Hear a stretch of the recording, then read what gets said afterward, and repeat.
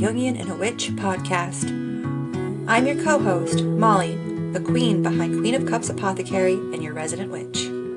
This is my dad, Steve, a Jungian analyst with over 30 years experience, a master's in divinity, and a myth expert. Join us as I get the Jungian perspective on a wide range of witchy topics.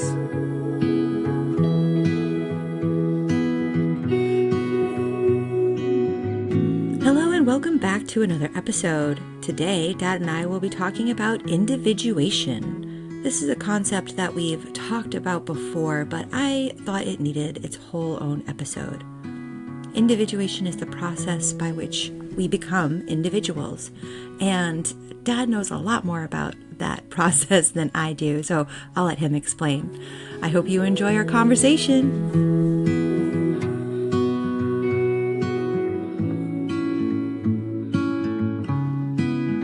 All right, Dad, we're here again. Another week, another episode.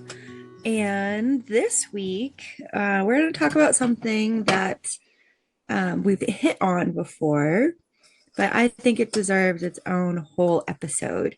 And today I want to talk about individuation. Oh, the big one. Yeah, I want to talk about what it is and what the process is, and if there's are there steps? Do we all go through it the same way? Or we do all go through it different ways? Is there ways that we can work with it and help the process along?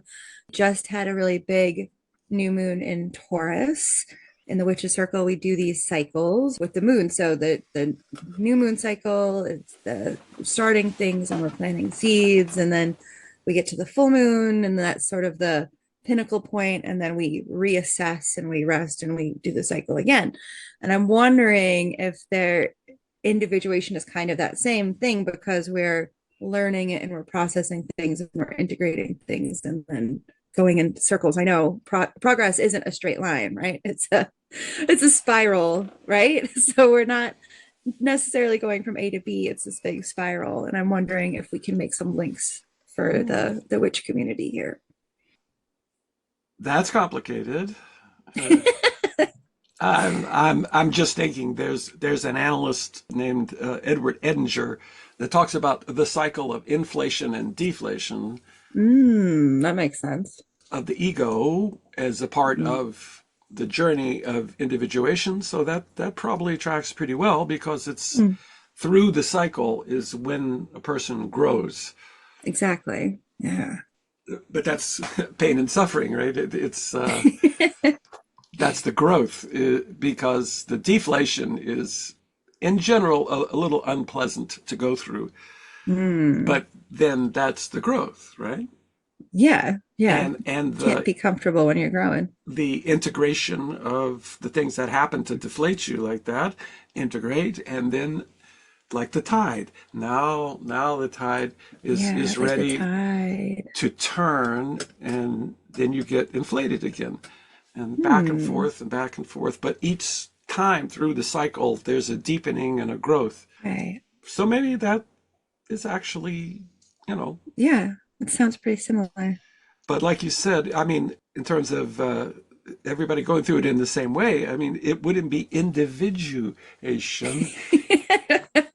Right. If it was the same for everybody, it's true. By definition, completely unique and individual.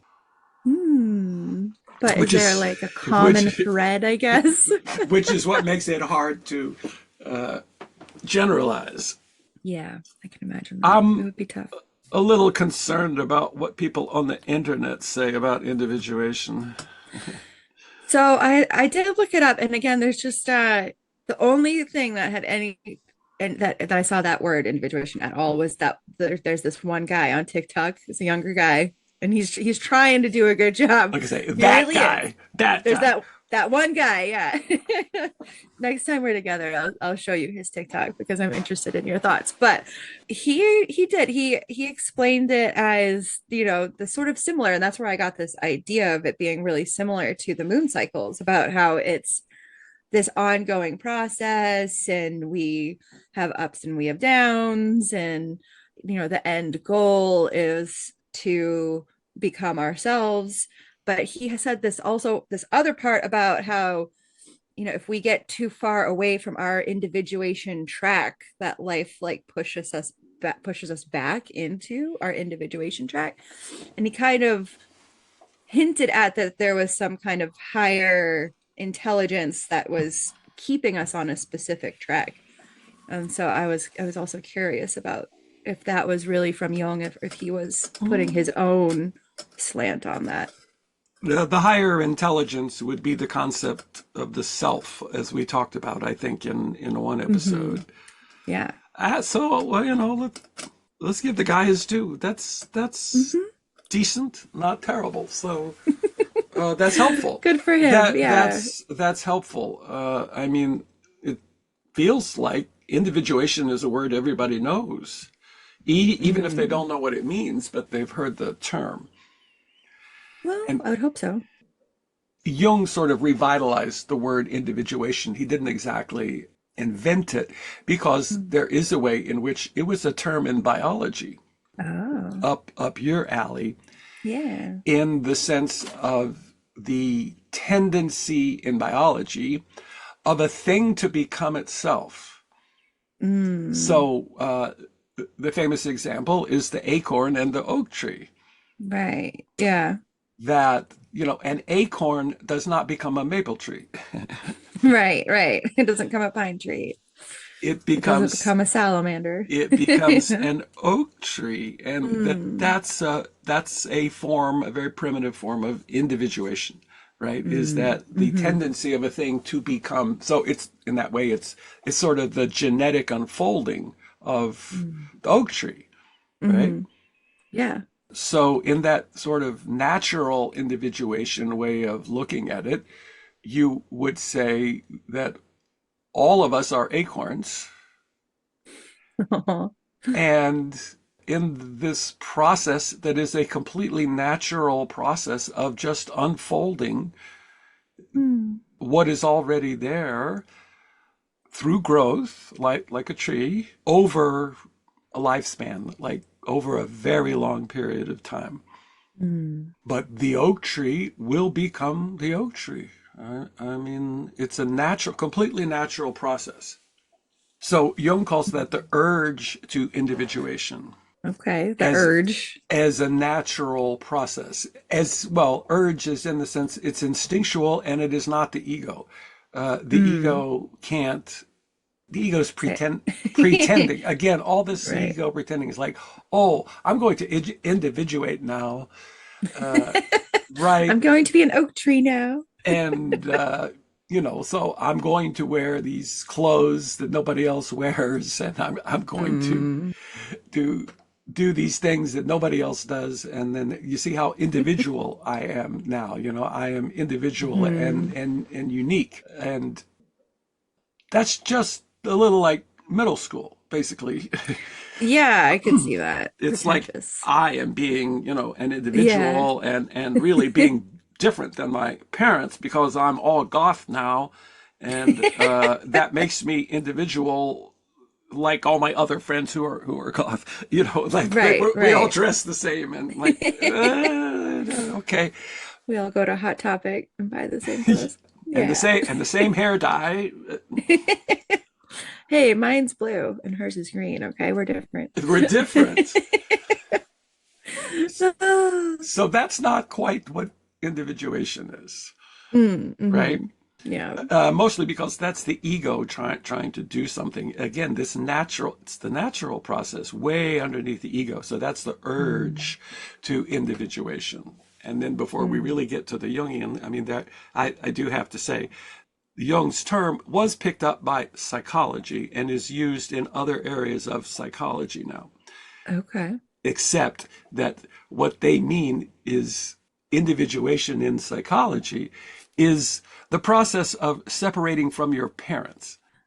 Oh, so they have it very specific then. So that individuation Mm. is a thing teenagers do, Right, right. It's not like a and lifelong and process. and, and college kids do, right? Yeah.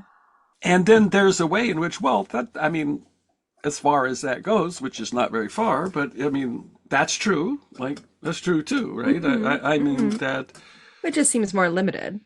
It is. It's like, The oh, like you can be done with it. Like, oh, you're an adult now. You're done with your individuation process, and not like the lifelong thing, like it seems to be to me. I mean, but you'd have to say how many people really achieved that, even that small piece. You say, well, are you really differentiated from your parents? Mm-hmm. Like, And that's when you hit that like 30 years old and you're like, I am so like my mom or I am so like my dad. And you realize that you're like the same person. yeah, yeah, right. I really am like them. And you kind of are back to the DNA and the Right, right. unfolding, but how far do you have to go, right? How far does the acorn have to get from the tree? Right. Right, right. To from the big mama tree, Right, exactly. like Hopefully that squirrel takes you real far before it yeah, buries you. exactly, like very far away. My own tree, damn it. And when I say, to differentiate, so I would say differentiate yourself from the parents, not Hmm. individuate from your Right. parents. That makes sense. But that, I mean, it's not only, the habits and the way of being just like your parents, or rejecting that and not just like your parents, but think about it. I mean, your parents' worldview, your parents' Hmm. understanding of life, your parents' religion, let us say, Right. the Hmm. mythology of your childhood that you grew up with. Do you differentiate from that? Or Hmm. you're just like, well, you know, my parents were Catholics and I'm Catholic, Right. right? Yeah. So the differentiation would be stuff like that. So again, Hmm. this is at the very small scale, Yeah, yeah, yeah. I see okay? that. But it's getting in the ballpark. I mean, Hmm. I did write a book about this, So, Which book is about this? all right, this is the book Confessions of an Introvert, Right. Okay. and the individuation is in the subtitle, which is The Solitary Path to Emotional Maturity. I guess I didn't realize that was the subtitle. And then there's, so That's funny. the solitary path, that's Mm. individuation, Introvert. Yes, definitely. individuation. And then maturity is one idea of thinking about what individuation means. And the Mm. growth Hmm. process, it is like, as you go through the life cycle, are you becoming more mature? What we hope, right? Well, that's, we hope. And then, the book has to wrestle with, what does that even mean? Like, what is maturity? Mm. Hmm. What is maturity? That's I don't okay. know. Well, I think maturity is, in the long run, the ego's integration of larger and larger things, Mm. right? That I always use the 10 years, right? It's like, Right. do I understand more about life than I understood 10 years ago? Hmm. Have I grown? Have I Yeah. changed? Do I have new insights that I just couldn't see it 10 years ago. And now I Yeah. can. And now I can. In fact, I not only Mm. see it, I understand it. And I not only understand it, I've integrated it into my life as living. Hmm. Yeah. Well, that's something that would be like maturity, or more Okay. again, the whole scale is, well, that's 10 years. It's that kind of step. Right. Right. It takes a long time. Is there more maturity? Will I be more mature 10 years from now than I am Mm. today? I always tell people, like, and the answer with that is, well, so what is with that? Uh, why, why can't I see things that I'll understand in 10 years? Why can't I see them now? Mm. Hmm. Why can't I understand those things now? Why can't I integrate Yeah. those things now? Why do I have to wait 10 years? As every 18-year-old says, basically. Hmm. Well, And that's the tough because it takes experience, right? Like you have to go through things to be able to understand them, and you just don't have time to go through them all That's by the right. time you're 18. Or 28 or Or 38 yeah, or exactly. 48 or 58 or Hmm. 68. You see what I Right. mean? Yeah, yeah. I It's mean, like, most 18-year-olds don't know how to be parents or be a married person, and some do, but not all. And then you get to 28, and then more of your friends are married and more of your friends have kids, and they've been through those kind of things. But none of us at 28, pretty sure, should know how to be a grandparent. That's for sure. We're still learning about careers, and that whole concept is just yeah, changing well, completely for us, my let's think about generation. the big stuff too. Like, you don't know what it's like to be seriously ill.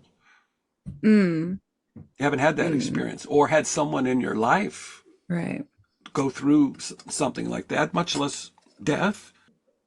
But by the time you're 28, 38, you've probably known somebody, right? 48, right?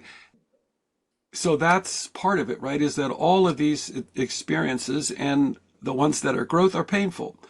In the, Mm, but why are they painful? Why is it painful when somebody gets cancer? Why is it painful when somebody dies? And I don't mean to be dismissive of mm, personal mm. feelings. I mean, it hurts. It Yeah, yeah. really hurts. Yeah, it does. Of course. But it's really hard to get to the place that's all a part of life. Mm, hmm. That's what life is. That's how life works. Right. We all die. It I takes time. or serious illnesses, or all Hmm. the other things. It's like it feels new to me, but it isn't new Mm, at hmm. all. Right. It's only new to you because you have been immature. Because you haven't been through it before. You haven't Yeah. been through it before, and so a little bit, the aging process is a bit of, it gives more context. Like the more Mm, experiences you have, the more you can understand the context in which all of this is happening, right. which is the life process itself. Yeah. Yeah. And That makes so sense. it's also a bit of, maybe the witch community feels this. It's all a part of nature, Oh, well, yeah. and Yeah. so there are certain egos. Let's say when something happens, something bad quote happens, Quote. Yeah. that reject it, resist it. Hmm. Hmm. Oh, this is bad. Why did this happen to me? This Right. can't be happening. This can't be happening. Right. Right. Right? Totally dismissive of it. Yeah, that's an immature ego.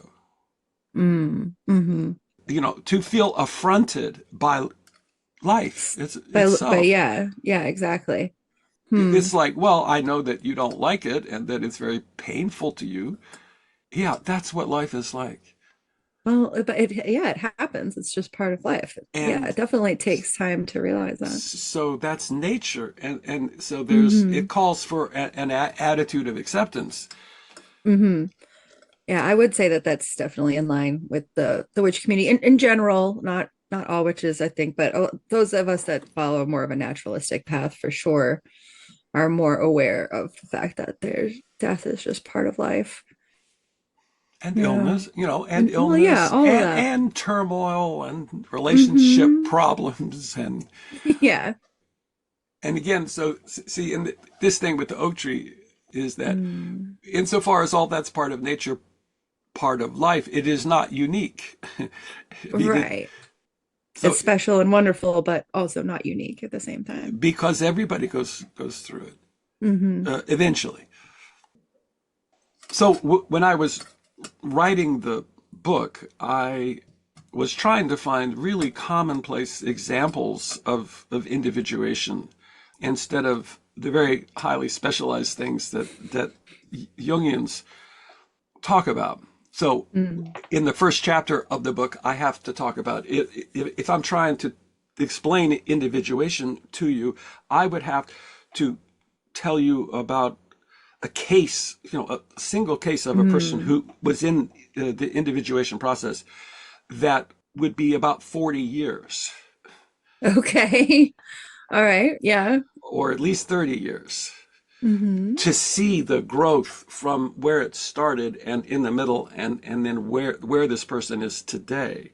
It's the Okay. only way to see it within one individual life. That's where the individual part comes in, and to see Yeah. the individual things in one person's life.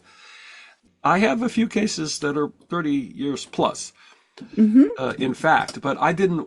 I ended up, I couldn't use somebody else's life as an So you example you used yours, in right? a book, so I had to end up using mine. Yes, Mhm. which is not something I wanted to do. Actually, that would be my advice to all your listeners: never write an autobiography.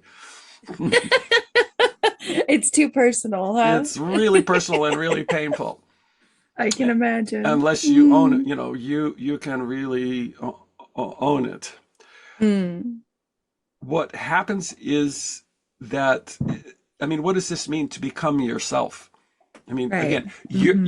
you're the acorn. You've been yourself from the first day, Exactly. Yeah. and it is true. And then you get away from yourself, and then you have Mm. to come back to yourself, Yeah, exactly. and that there is a way socially, other kinds of influences that, in fact, push you not to be yourself, Mm. or that it Mm-hmm. feels embarrassing to be yourself, or it feels not Yeah. socially accepted to be yourself. And so that is the thing that pushes people off the path, right? Is that, oh, Mm. I I can't do that.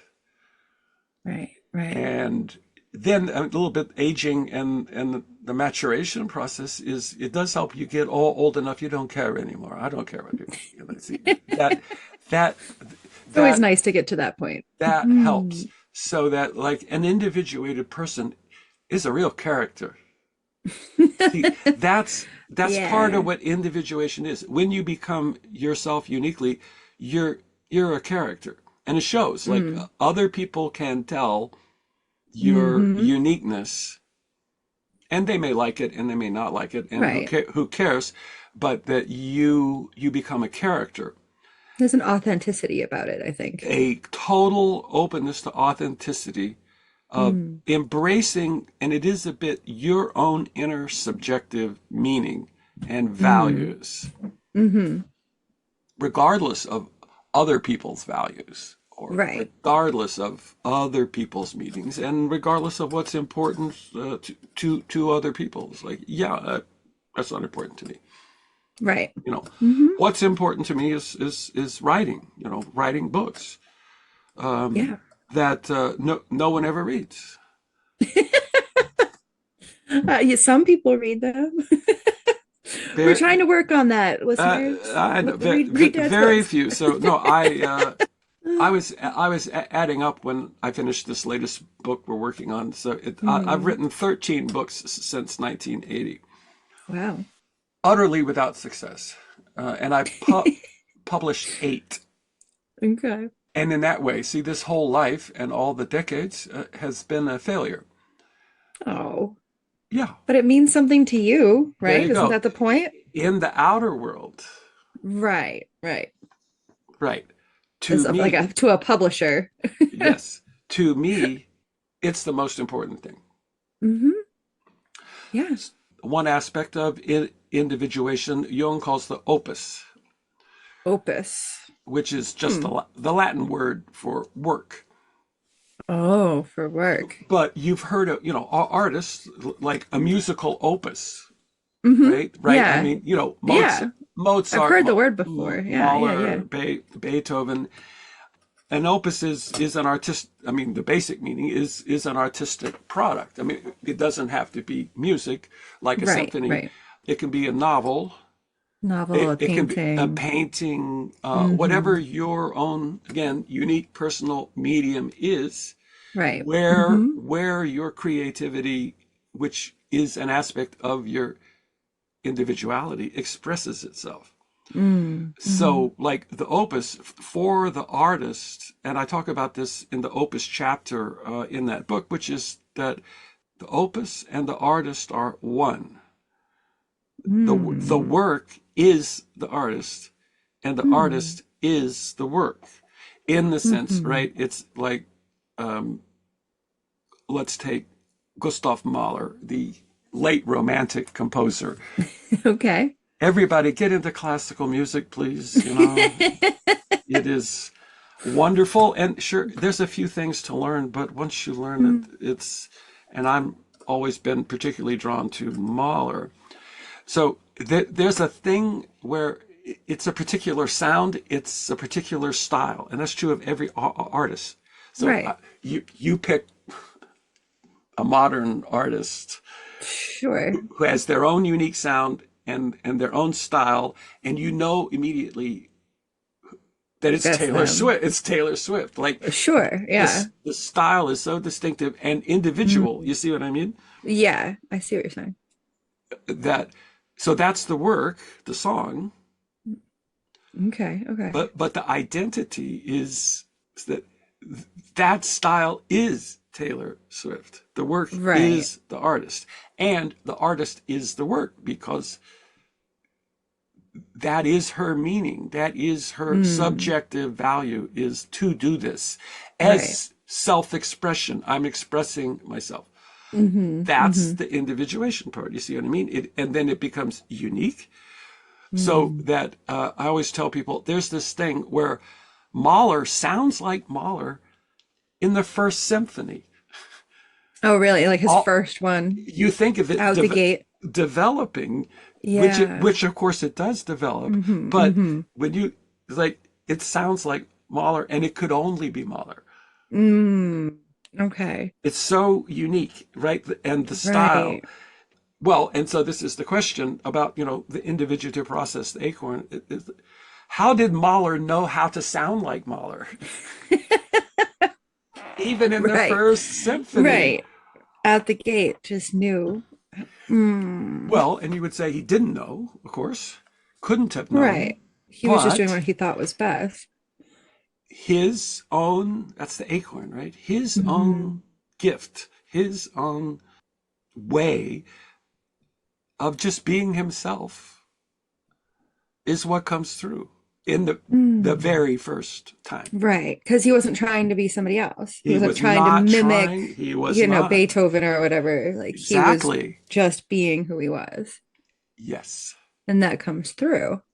And Mm. like a lot of artists, or like I think this individuation thing we were talking about before, is that in general, people hated the first symphony. People walked out of the What first, is this they garbage? hated it. Yeah, they walked out of the Oh, performance. They were so aggravated really? how much they Oh, hated it poor Mahler. because it was unique, Different. Hmm. different, never been heard before. Yeah. But I'm sure he had his few fans there that were like, yeah, this is awesome. But But most people, yeah. the urge to individuation. I mean, no, it was a total flop.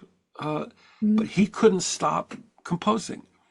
He Right. just he just kept going, Yeah. in spite of all criticism, in spite Mhm. of He didn't care what other people thought. He was just going to keep um, doing it. well, he had the urge. He had to. I mean, He because had that's to. that's the authentic. That's Yeah. who he is. Like he's a composer. What is he going to do? He's going to compose, Hmm. and he's Hmm. going to feel the best when he's doing Right. his gift, his aptitude. Hmm. Hmm. And so he just kept going. Nice. And I would say That. that as a writer too. I mean, that's it.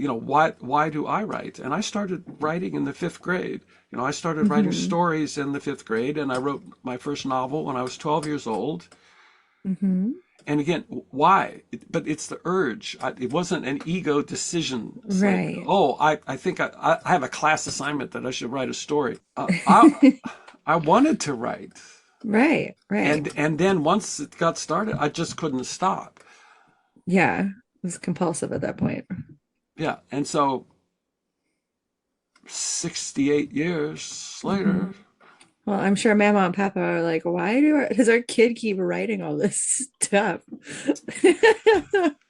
this is a bit of a sidebar, but it is part of this process Hmm. that is the parent looking for and trying to understand the uniqueness of that child. Hmm. And I think or we're doing a much better job of that these days than well, we used to. some people are not doing. I mean, it's Well, I'm not as saying as a everyone, but in general. many parents have. My child should be this way. My child should Yeah. do this. My child should do that, and they're Hmm. very invested in getting the child, in a way, Right. to fulfill their own unlived lives, and Yeah. that's a good way to make somebody neurotic, basically. Rather just embracing whatever your And child's see, good at. because that's not the path of individuation Mm-hmm. for the child. You're looking for For the child, yeah. the uniqueness of that child. And so, yes, Mm-hmm. my parents noticed I was writing all the time, and unasked for, they got me a typewriter on my 12th birthday. They did. Yes, Oh, that's really sweet. it is really. Oh. I mean, I hadn't thought about it for 50 years, but when I was writing the book, I'm like, yeah, they were honoring my gift Mm-hmm. by They giving me. were. What 12-year-old, gets a typewriter Typewriter. as a Yeah. birthday present? But I did. And that's why I wrote my first novel. I got the typewriter and I Mm-hmm. just took off and went up in the attic. See, there's the cave where I was The totally cave. Yeah. alone, away from everybody else. Always had a cave. And Yeah. I wrote a 75-page novel, typed as it should be. Wow. Do you still Typed. have it somewhere? I do indeed have it. Oh. I have Be that. interested to know what 12-year-old you wrote. Well, it's like a novel a 12-year-old would write. So I Right? I don't think of that as my first novel because it's pretty terrible. But You had to start I somewhere. did send it off to Scholastic Books. You did. What did they Yes, say to you? with a query letter and everything. I wrote this Hmm. book. I wish you would publish it. It's Nice. a very good book. I got a letter back that was very complimentary, Oh, encouraging me to keep writing. Yes, that's some very sweet. sweet person there uh, Oh, took the time to sort of answer this 12-year-old. understood that moment in my life and Hmm. did that. And I think that's when there are people in your life who foster individuation, Hmm. it's really helpful. Like Yeah. Yeah. as opposed to many people, your friends, my friends, other people, their Hmm. experience in life is that their parents, other people are trying to put them down, not Yeah. Right. Why are you writing? You're going to be a doctor someday, like all that they're right, stuff, right? Yeah. right. Yeah. Why do The you kid's dress? like, I just want to write. Why do you dress like that? Why do you Mm. why do you do that Hmm. to your hair? Stop doing that. I'm really glad you and mom never did that to me. Yeah. Instead of a typewriter, I picked up a It box of hair dye, it right? would have been a losing battle anyway Yeah, I know. But because you you guys fostered my painting too. You guys sent me same to art classes since I yeah, was well, in that's second grade. because you have the gift. See what I Hmm. mean? That's part Yeah. of your uniqueness. And so Hmm. whatever individuation is, I mean, that's part of it, is that how do you grow your own Hmm.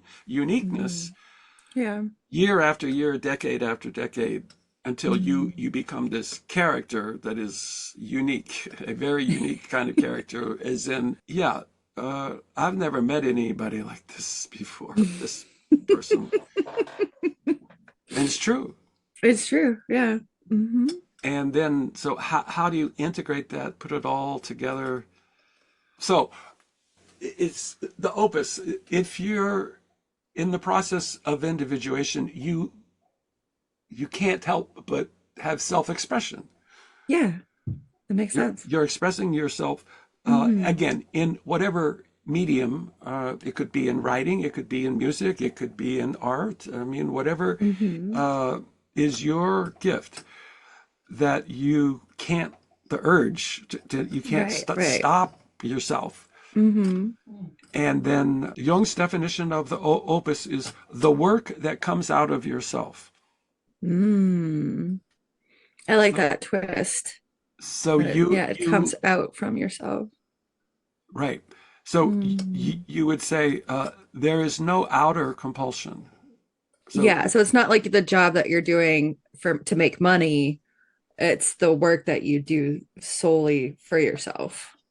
And I like that distinction. because it just keeps pouring out of you and you can't stop it Right. from pouring out of you. So you would say a very inner directed person instead of an outer directed person. Mm. That's what the opus is. And then in the book, I had to get to like the examples. Okay, like, no, not everybody is going to write a symphony like Mahler, No. or write great novels like John Steinbeck. And that very regular, normal people also feel this urge and create something as Yeah. the statement of my life that is Mm. then as you get older, you're not old enough yet, but the concern for legacy is again Right. a Mm. natural process. You Mm-hmm. and again it comes as an urge. Right. Right. Who I am, what I have lived, needs to be expressed and given form Mm. and passed on. Right. And I want to Right. pass it on. And then out of that urge comes the libido Oh. to work so hard on that project, that opus, Right. Right. The passion the comes in. to complete it. Like, no, it has to Mm-hmm. be done. I have to finish this. I Yeah. have to. Yeah. See, there's the urge, and that's what the Mm. opus is like. So, I mean, that when I really stopped and think about it, I thought of my own grandparents, Which ones? all four of them. Oh, okay. Each in their own way had an opus, and Hmm. that was an aspect of them individuating Mm. as far as they could. And so, for instance, my mother's father, on my mother's side, who was started as a coal miner, it Mm-hmm. ended up as a welder, But he had a farm too, right? and he had the farm at the Mm-hmm. end, and he was a real character. Vague memories of him as a child. Almost like they don't make people like him anymore. He was such a character Mm-hmm. and very powerful as just a powerful. I don't mean in any outer way, just as a person in his presence. It was a bit intimidating. Mm-hmm. He was so powerful. What was his opus? See what I mean? Okay, I his don't know. his opus was the farm. It was okay. Right, That was my question. 55 acres in Mm-hmm. it took me 50 years to realize this, that he started life, right? His parents, his father was a sharecropper. And see, again, Oh. we hardly have sharecroppers anymore. You don't even Mm-hmm. know what that, and that means that you're living on somebody else's land Yeah. in somebody else's house in which you farm, and then you give a percentage of whatever you grow back to the owner. Right. But you Mm-hmm. don't even own your own land. You don't Land. even own, and Yeah. because they were that poor, I mean, Mm-hmm. they didn't own it. And so you see, his subjective meaning, his opus was he became a landowner. Exactly. Yeah. Full circle kind of thing. Right, and then he worked Mm-hmm. and worked and worked, and then that farm was nothing when he started, Right. and he, Right. I Did the whole thing. kind of like your mom, he terraformed the land Yeah, exactly. into, and he poured his work into it. I mean, he worked and he worked and he worked and he worked. Mm-hmm. And then he could sit on his porch in his rocking chair and look out over his opus, over Over what his land. he had created Yeah. himself individually, Mm-hmm. Yeah, and want to pass that along. So you see, exactly. the farm was his His opus. opus and his greatest achievement in life to him Mm. personally. It's like Well, yeah, but that's that's what all that matters, right? that's In the what end. right matters. Yeah. Okay, Mm-hmm. now my grandmother, his wife, before they got divorced, long story, she wrote poems. I didn't know that. Yeah, Grandma Q wrote poems, and Do you have some of them? I'd love to read them. somewhere I may have one, because the usual stuff when you're a young person who's immature. Right. Just throw them out. My mother kept sending me these poems, and things from my Oh, grandmother, from grandma. Yeah. because she was like, "Oh, you're a writer, and see, your She made grandmother's that your connection. Yeah. grandmother is a writer, and see, Mm, you should read what she's writing."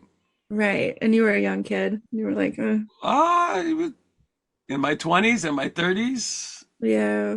did not appreciate it, But now it's like, because ugh, I should have what, saved those. just very amateurish poems, let us say, Sure. But I'm sure you had from a flair. a lady with absolutely no education at all, and so Mm-hmm. forth, and yet she was expressing her feelings and writing about things. Yeah. There was one poem called "The Silver Bridge," Oh. and you kind of have to be from West Virginia to know that was the bridge collapse in Point Pleasant, Oh, right. Yeah, now, yeah. now of Mothman. Mothman fame. Yes. I believe it was in '66, and Hmm. she wrote a poem about the Silver Bridge, and my mother gave it to me and said, "Look at this, isn't this great?" And Yeah. but you see, that was her opus. Mm-hmm. Right. She's Writing poems.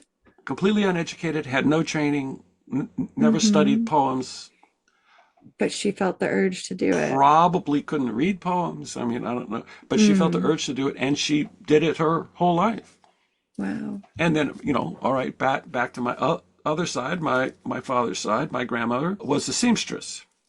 Mm. In addition, I Mm-hmm. mean, she never worked outside the home, but Right. she built her own seamstress business, Mm-hmm. from a room in the house, and would sew things for people, and was, a master. I mean, Yeah, she was really good. really, really good. And Mm-hmm. she made quilts too. And then when she got to a certain age, she was really making quilts and making sure that all of the grandkids got quilts. Mm-hmm. Because so that you would have something to remember her by. Yeah. Again, being immature, You don't have it anymore. like, what am I going to do with this quilt? Oh no. See, it's terrible. It's terrible. Yeah. Because I did not understand what The it meaning of meant it. it to her. So, Mm. like, this is Mm-hmm. me. Right, This is right. me. This is my life. This is what I have learned. It's all here. Mm-hmm. I'm sure it was gorgeous too. And you have to preserve this. You have to save this. You have to Right. remember this and me. Mm-hmm. And when you get old enough, you will feel all of those things. Exactly. So Yeah. her opus was quilts, Quilts. Mm-hmm. and the Mm-hmm. things that she did. I even remember, I was going to college. I was putting myself through college. She made a quilt. I just, when I'm home from college, go to her house. Here's a quilt. You should sell this to make money to go to college. Mm. Oh, She's she told trying really? to help, and I'm, Grandma, Oh, not like, no, the only way no. that she know how. Yeah. Right, Grandma, I am not going to sell your Oh. quilt. That was really You sweet know, of her. I may be poor, but I'm not that poor. I'm not going to sell your quilt to make money. No, I'm not going to do that. Oh. Yeah. And then her husband, my grandfather, which again, I did not understand.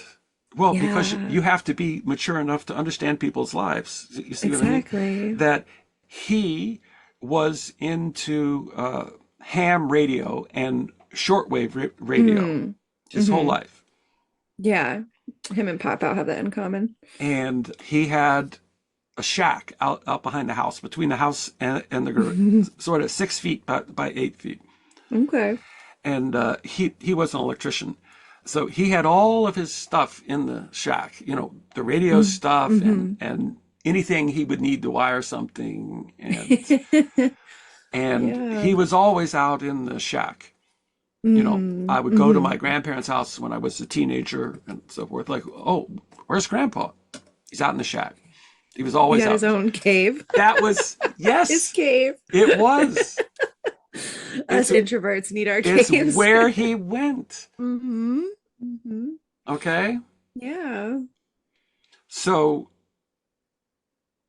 I remember very clearly several times he had the shortwave radio, or one. He had many, but one Mm-hmm. was in his bedroom, and Uh, he would take me upstairs, And then with his 7.5 fingers, Grandpa had 7.5 fingers. What? Yeah, I didn't know that. he was a railroad man, and all railroad men I met lost He fingers. lost fingers. Oh, Speaking of a dangerous occupation, yeah, yeah. he adapted. He didn't even think Right. about it. So Yeah. with this, he's tuning this shortwave radio and trying to tell Mm. me about frequencies and then Mm-hmm. Mm-hmm. tunes it in and you can hear something and he said, this broadcast is from Germany. Like this Ooh, radio, okay. we're like, do you Mm-hmm. understand? Like this is Germany and we can tune in and this is from South America and Wow. I didn't understand. Yeah. You were like, so what? Yes, exactly. I didn't Oh, get it. He was trying to share that with himself, yes. Yeah. Yeah. with his grandchild, Yeah. so that I would Good understand stuff. something about him. See, Mm-hmm. that's the opus, Mm-hmm. the legacy part. Yeah, I see that. And I was too young to understand. But I just Mm-hmm. use that as an example. Right. You don't have to write a great symphony for that to be an opus or a great Right. Right. novel. It can be a farm. It can be quilts. It can be amateur poems. Right. It can be shortwave radio. It could be anything. Yeah. But it's that sense of subjective value. This is important Mm-hmm. to me. Mm-hmm. Mm-hmm. And then you become a character that you're doing things that nobody else is like, oh, okay. Like That's his thing, I'm right? not into this. Yeah, this is your thing. Obviously, I can Mm-hmm. see that, but you got it. That's what it is. You Right, become right. yourself. You will be doing your thing. Exactly. Right And now, there's no deviating. You know, you try and do something else and but it's the you always come acorn. back to It's it. the Yeah, exactly. it is what is there from the beginning. It was always Mm-hmm. there. Mm-hmm. So whatever this capacity, radio, it's kind of an engineering capacity, let's say, Yeah. or aptitude is, is the word I like to use. And my grandmothers and my other grandfather too. I mean, they had the aptitude for doing what they were doing. And then the idea is that when you're fulfilling your own aptitudes, you just develop and develop and develop, right? You get better and better the more you do it. Right, right. And especially Mm-hmm. now you've been doing it an entire lifetime. How good do you think Exactly. you get to be? The skills that you pick up over time. Yeah, and the practice. But because it's an aptitude, it's again the work that comes from inside. Mm-hmm. It's fulfilling, and you have this surge of libido because you're doing what you were built to do. Right, Like right. your brain works this way. Yes, go do Mm-hmm. that. You were Yeah. built to do this. Yeah. I Do see. it. Yeah, I Do see it. some things online very frequently that are about reset and stuff. Like go back to what you enjoyed as a child. I see that a Exactly. lot. The Yeah. the aptitudes come out in childhood. Mm-hmm. And And then again, we get sent to public school and and which it gets washed out of us. you have to conform. Exactly. Right. Right. Mm-hmm. So if you're that kind of parent who is looking for the uniqueness of your own child, you will see those aptitudes. Yes. Nobody has one aptitude. It's Mm-hmm. more than one. But it's not a large number. I think, I always say it's less than 10. Right. Okay. So it's 4 or 5 or 6 Right. aptitudes. Things, yeah, that you're And really good at. it takes an entire lifetime to give time and space to all of them. Mm-hmm. Like I have an aptitude for writing. Yeah, obviously. I have an aptitude for music. Like I'm a natural born musician. Yeah. I'm a Mm-hmm. brilliant musician because as a child, I understood music theory without thinking about it. Right, right.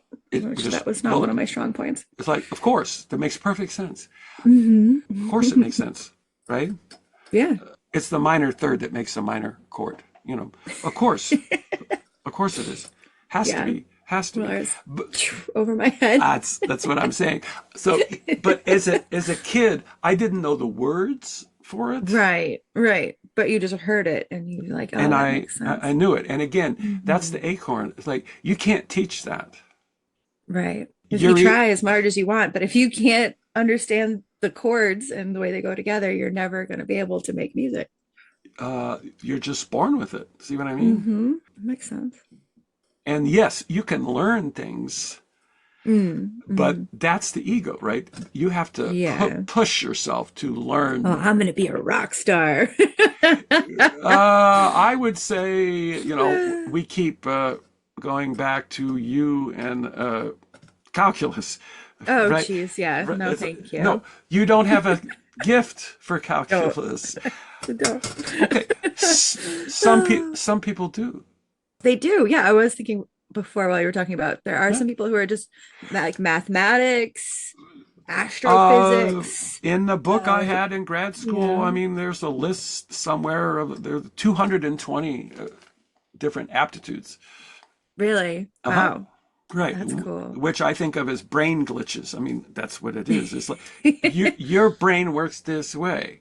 It just knows the pattern recognition, basically. It knows how to do And it. then like everything with genetic glitches, right? Mm. It's that, well, in some environments, that's a detriment, that glitch. Right. Right. But in other environments, it's an advantage. It Exactly. has an evolutionary advantage, and it just Hmm. depends on the environment. Yeah. Well, and we all can't be the same. I mean, that would be Well, boring. and again, we're not Yeah. 220 And plus. that's why, It's not just yeah, one. It's a combination. So let's say I exactly. have four aptitudes that all combine into one person. Right. That's the It's very uniqueness, unique. And yet right? our public education system tries to teach us all the same way, which is infuriating to me. But I can really see how that, if we really implemented this on a much wider level, how much nicer I think our society would be if we could really just Well, embrace people's um, individuations. I would, now we're back to our episode on, the four functions of myth with Mm, Joseph Campbell. I mean, I don't know. There has to be the sociological function. That's what right. school would be. And to teach you, Yeah. this is our society. This is how it works. This is what's good. This is what's bad. This Yeah. is how you have Hmm. to be to be a part of this society. Right. I mean, that mythic function, it has to happen. There have been attempts, as in you went to Montessori. I mean, I did. Montessori is an educational philosophy that has a Hmm. goal of doing this, Exactly. Yeah. like I loved Montessori.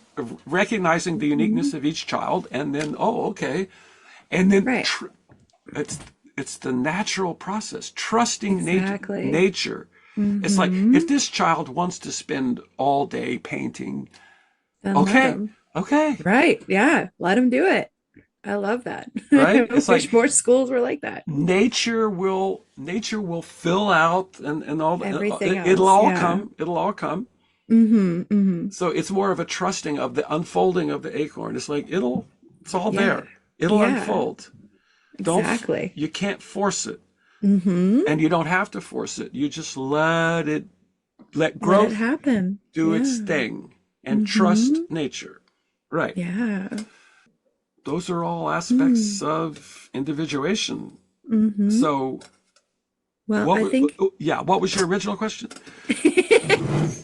I'm going over my questions here, and I think we've answered all of them. With this last one here, is there a way that we can help this process? Is there a way that we can work with this process, be more conscious about this process? I'm thinking about if there are people listening, they're like, oh, I'm just realizing that this is a thing. What kind of like I don't want to say action steps, but I do, like, how can we work with this with the understanding of like now we've learned about this, and Yeah. how can we be more active with it? Yeah, in the first place, this part about living your aptitudes. Okay, that makes sense. And then, right, in our society, it is a bit devalued. And so learning not to Mm. accept the devaluation of it. Right. We say, well, somebody has hobbies, and isn't it nice to have a hobby? Yeah. You have a Yeah. hobby as a writer. That's nice. And Mm-hmm. there's a monetary appreciation for everything in our It society. is. It's like if it doesn't make money, then it's useless. And It's useless, yeah, which is horrible. point pointless. And Yeah. see that you can change, right? It's that okay. Mm, You're a very fortunate person if you figure out a way to make money from your own aptitudes. right. It's like, hey, Very fortunate for sure. I'm gonna be doing these works anyway, and because I can't stop myself. And Right. if I happen to make a living doing that, well, that is the optimal ideal situation. And Right. most people are not in that situation. That they're doing what they Exactly. have to do to pay the bills and make the ends meet, and they're they're cogs in the machine, man. You know, I mean, at work. Yeah. That's all they are. That's sad. And that's all it is, a machine. Hmm. And that's not meaning. That's not purpose. No, no. Uh, You gotta have your hobby, I guess. exact. And then to devalue the hobby, see, it's like, no, it's like this. It's Mm. a whole lot more Hmm. than a hobby. Right. It's the hobby that's keeping you alive It in the is. machine. It is. It's like, this is what matters. Right. Right. Yes, I All have this to. 9 to 5 shit, that doesn't And matter. I have to take 9 to 5 and go do my time with the man, Right. and then come back and get back to work. Now, okay, are we Exactly. done now? Thank you. You know, are we done? Right. Right. Thank you, because I got to get back to work. I Right? got to get back to whatever my process is I that I'm have this doing. painting to finish. Right? I have Hmm. this, and This music to write, that's my whatever it is. work. See, that's my Yeah. true work. Hmm. But it doesn't make money. Exactly. But Hmm. But that's what really fulfills you in the long run. you're developing yourself when you're doing that, right? Hmm. Hmm. And so let's say you meet a lot of people too who say, I don't know what to do with myself. Right. That seems to be a very big common thread is I don't like people get so depressed, because they're stuck in the machine Yeah. and then they don't know what to do. And that's when you see the things they're like, well, go back. What did you like to do as a kid? Like, did you like to paint? Did you like to make flower crowns? Like, whatever it is, do that. And that will It make you happy. But in the long run, it's just like it a band-aid on top of having to work for the machine. it is. And I would just say at a certain age, more like my age, then with retirement, you get people in the same thing. It's like if I'm not working, as in Right. out of work, I don't know what to do with Hmm. myself. Exactly. Yeah. Well, Well, yeah. you have lost, right, that Hmm. spark. The opus. Yeah. Right, right. Right. And in Jungian circles, there's a famous story about a sand tray. And I'm trying to think Oh, of the sand sand tray For, woman, right? for What it, people who don't know, sand trays are a yes, box with sand, and you make little designs in them, and it's very you, telling, right? and the analyst has like a whole bookshelf full of little figures, little toy figures Hmm. Yeah, yeah, like that can be yeah, any anything. and everything, Exactly. right? Like there could, You used to animals, always take all my little McDonald's toys for it.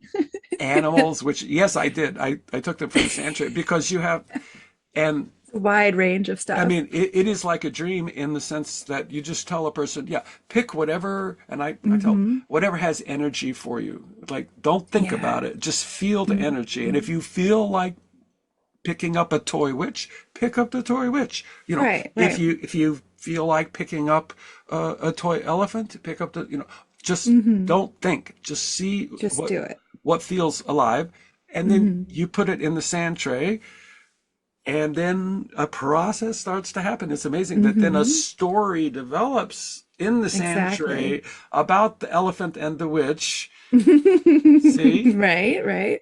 And something is coming out. Okay. So it's on one of the Jungian films. Mm. There was a person who did a sand tray that made the sand absolutely flat, flat, Ooh, flat, flat, and wow. said, it's concrete. Oh, okay. And Hmm. then, well, what do you feel like? And they picked a flower Oh, and they made a sand tray of the flower breaking through the concrete. concrete. That's kind of lovely. Oh, are you kidding? It's No. It's staggering. Yeah. Okay. It is a Yeah. yeah, beautiful image. Mm. See, these people we were talking about that they're covered in concrete, They've suppressed everything for so long that they don't even know. but the power of the acorn or the urge to individuation is so Hmm. strong it can break through concrete. Yeah. I love that. They, and again, that's Mm-hmm. trusting nature. It's like Mm-hmm. It's gonna happen. Yeah, if either way. if you give that acorn the slightest chance to grow, Mm-hmm. It's just gonna break through. and then you get nature finds a way, right? Mm-hmm. I love Nature that phrase. Yeah. finds a Nature finds way. a way.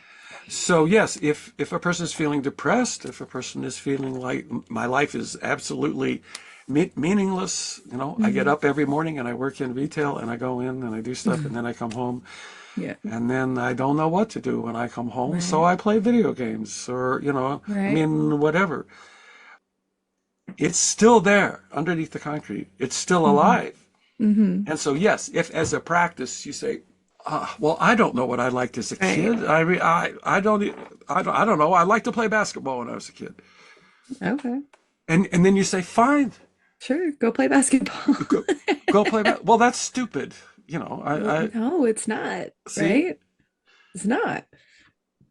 if you That's allow that yeah. little space, then you never know Mm-hmm. what's going to grow up through the Out of it. concrete. Yeah, Yeah. you're just Yeah. looking for that thing that is alive, Mm-hmm. Mm-hmm. and it never dies, no matter how much concrete there is, it never Mm. dies in any person. And so that's why in the long run I have a lot of hope in that nature finds a way. Nature finds a way. As a society, we will go through an individuation process. That's a whole other ball game for another Another podcast. Yeah. podcast. Don't even start that now. Okay. Well, before we wrap up, do you have anything else that you want to make sure we know here for our individuation baseline? I think it's trust in nature. Mm. Nature finds a way. So Yeah. you individuation is just about getting out of the way of growth and letting Mm-hmm. it happen. Mm. I think there's a trusting in yourself part of that as well. Absolutely. Just because society says something is stupid or dumb or juvenile doesn't mean that it is. Right. Right. Right. Yeah. Why are we wasting our time doing these podcasts? Because it like fulfills both of us, you know? Yes, that's right. We're trying to get you to do this for years. I'm It's so excited we're doing this. Uh, it's an opus, right? it is, and it really fulfills a part of me, Yeah. you know? See? I love talking about this stuff. If we didn't have other lives to live, we'd be doing this all day, every day. That's right. All right. Well, anyway, Dad, thank you so much for covering individuation for us. And I appreciate you doing it. And we'll be back next week with another topic. That's great. Take care. Bye, Dad. Bye bye.